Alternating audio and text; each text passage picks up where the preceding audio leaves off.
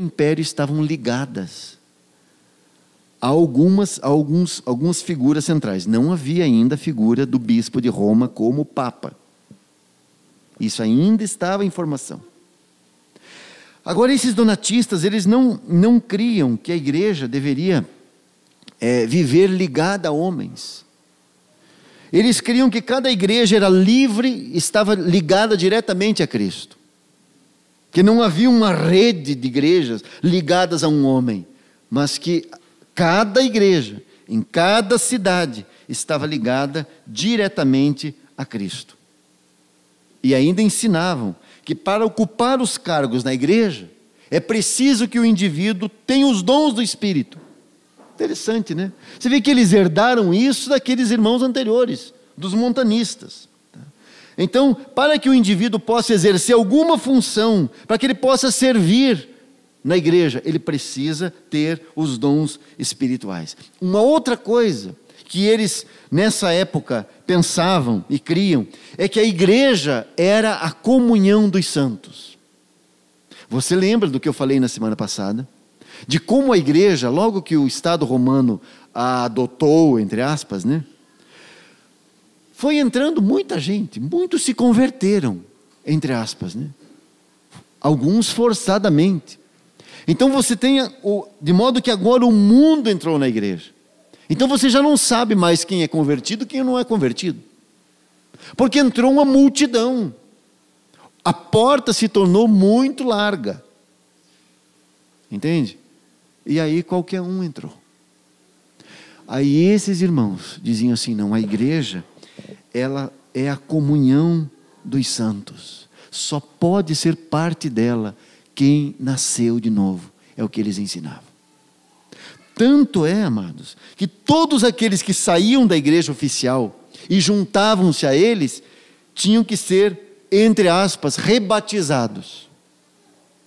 Porque eles não reconheciam o batismo da igreja oficial. Diziam, não, aquilo não é batismo. Então cada um que saía da igreja oficial e vinha estar com eles, era, do ponto de vista da igreja oficial, né, rebatizado. Mas eles queriam ser a igreja dos santos perfeitos. Eles queriam andar na perfeição de Deus. Pois bem, esses irmãos são os vencedores aí de Pérgamo. São aqueles que não se dobraram. São aqueles que corajosamente permaneceram firmes e leais à verdade de Deus.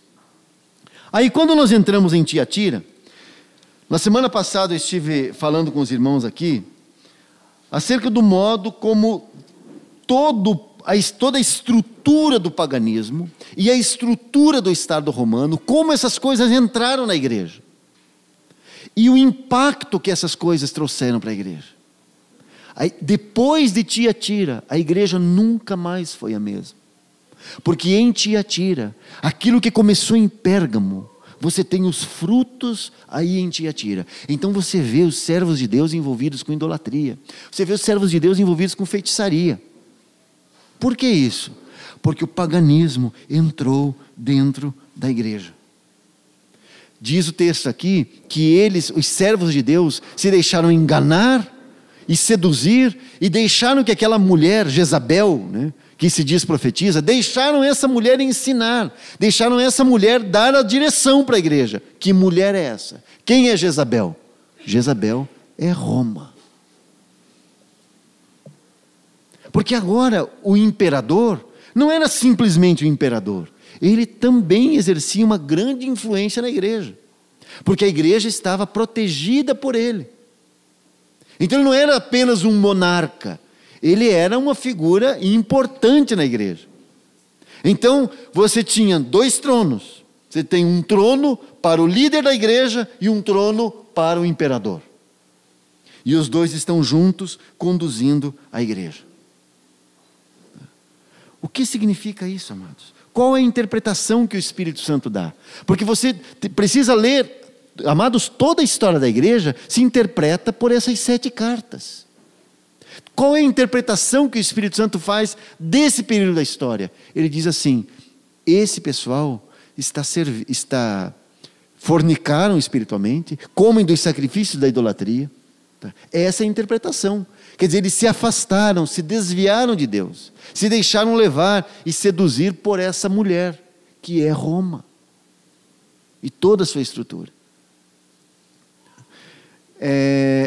Você deve lembrar que um pouco antes, é dito na igreja em Pérgamo, que a igreja agora estava onde está o trono de Satanás. A que se refere? O trono de Satanás é o trono do imperador. E a igreja agora está ali, sentada no trono de Satanás. E os irmãos ainda lembram que eu comentei algumas coisas aqui do paganismo que entraram na vida da igreja. Tá? O modo como as grandes construções, as grandes edificações da igreja, né? As grandes catedrais tiveram início. O modo como os bispos que assumiram a posição dos antigos governadores romanos, o modo como eles rivalizavam entre si na construção daquelas catedrais, porque quanto maior a catedral, maior o poder daquele bispo, maior a influência dele. Então o poder e influência era medido pelo tamanho da catedral. Vocês já viram esse filme em algum lugar hoje, né? Ou melhor, vocês estão vendo esse filme aí em vários lugares. É só um retorno. É só um retorno a essa antiga prática. Agora, quando você está nesse período de Tiatira, eles não apenas construíram aquelas catedrais com a ideia de que cada catedral daquelas representava o templo de Jerusalém, eles também importaram do judaísmo aquela classe sacerdotal. Então, os líderes da igreja agora, eles passaram a usar vestes sacerdotais, vestes muito parecidas com as vestes do sumo sacerdote judaico, inclusive com uma coroa, uma mitra na cabeça, como os sacerdotes do judaísmo. E aos poucos, o bispo de Roma, que era o bispo da capital do império, passou a usar uma mitra também. As suas vestes imitavam as vestes do sacerdote do templo judaico. E o bispo de Roma, contrariando o ensino de Jesus, autonomeou-se o Papa. Literalmente é o Pai. O que Jesus falou? A ninguém chameis de Pai, porque um só é o vosso Pai. Pois o bispo de Roma, ele se julgou no direito de ser chamado de Pai. E não apenas pelos seus liderados em Roma, mas ele exigiu que todos os cristãos, por todo o mundo, agora se submetessem, se dobrassem a ele.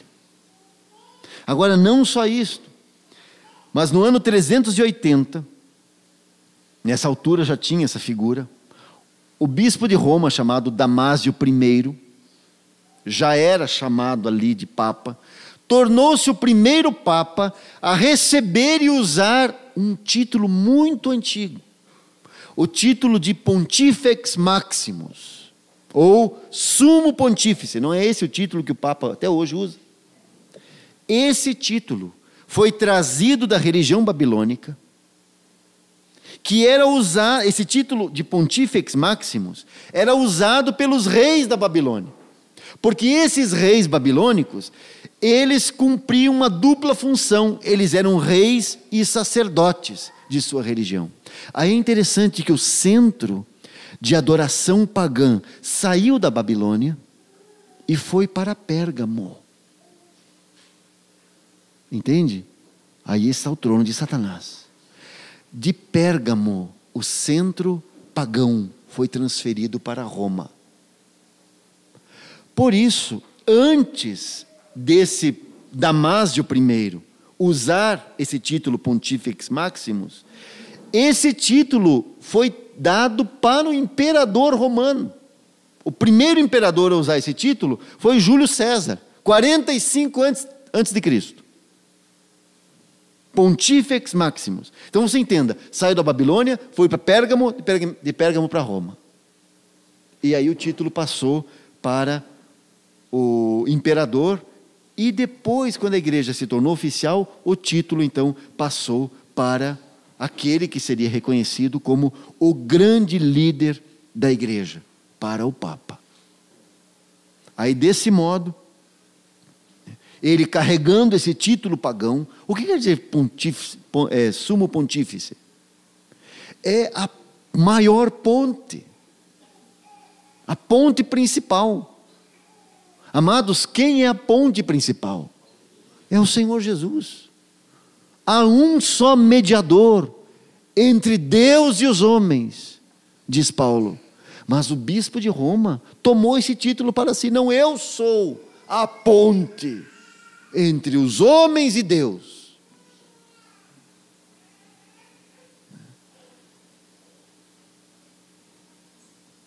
Além de tudo isso, a Igreja Católica Romana adotou muitos artigos do culto do Antigo Testamento, como velas, candeeiros, incensários.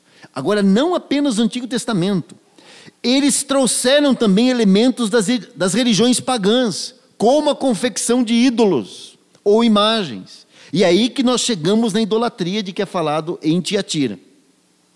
Interessante que em Tiatira, quando nós lemos a carta aí, você descobre que aquelas pessoas estavam adorando, as pessoas da igreja, estavam adorando ídolos. Os irmãos devem lembrar que no Antigo Testamento, aquela ocasião, quando o povo se rebela contra Deus lá no deserto, e Deus manda serpentes abrasadoras, que passam a picar os israelitas ali, e Deus manda Moisés confeccionar uma serpente de bronze, lembra? Colocar numa haste, e todo aquele que olhava para aquela serpente ficava curado. Nós sabemos que aquela serpente de bronze, naquela haste, representa a Cristo.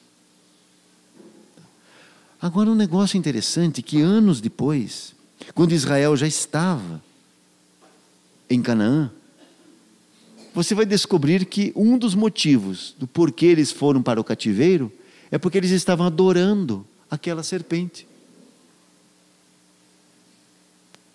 Que foi uma situação que Deus fez para mostrar algo para eles. E eles passaram a acender incenso para aquela serpente e adorar aquela serpente. Aí o profeta disse que um dos motivos de eles estarem indo para o cativeiro é que eles estavam adorando aquela serpente. Pois bem, irmãos, na igreja católica, eles passaram a adorar o crucifixo. Eles chegaram a alegar ter encontrado a cruz original de Cristo. E aí com aquela madeira, fizeram-se muitas pequenas cruzes. Você tem uma noção? Até na época, ou já se falou, tinha uma piada, que se fosse juntar toda a madeira, todos os crucifixos, que foram construídos a partir da cruz original, daria para fazer uma ponte até a lua, de tanta madeira que ia dar, porque em todo lado tinha um pedaço da cruz de Cristo, tá? Isso é um absurdo. Aí uma outra coisa, o Senhor Jesus é Deus, e Deus não tem forma, mas eles fizeram uma imagem de Cristo para adorar. E adoravam, cultuavam. Também fizeram imagem de Maria, de Pedro, de Paulo. Eles encheram a terra de imagens. Então, quando eles oravam, ainda quando oram, ao invés de orar diretamente a Deus, que está nos céus, eles acendem velas diante daquelas imagens e fazem o sinal da cruz. Mesmo aqueles irmãos que foram martirizados no passado, como mostrei há pouco, aquelas duas irmãs do norte da África, Perpétua e Felicidade, mesmo aqueles santos de Deus do passado que pagaram por sua fé, assim, deram a vida por causa de sua fé, também deles foram feitas imagens, pinturas e esculturas, e alguns alegavam ter os restos mortais daqueles mártires. Então até se falava que tinha que alguns santos dava para formar assim uns 50 deles, de tanto pedaço de osso que tinha espalhado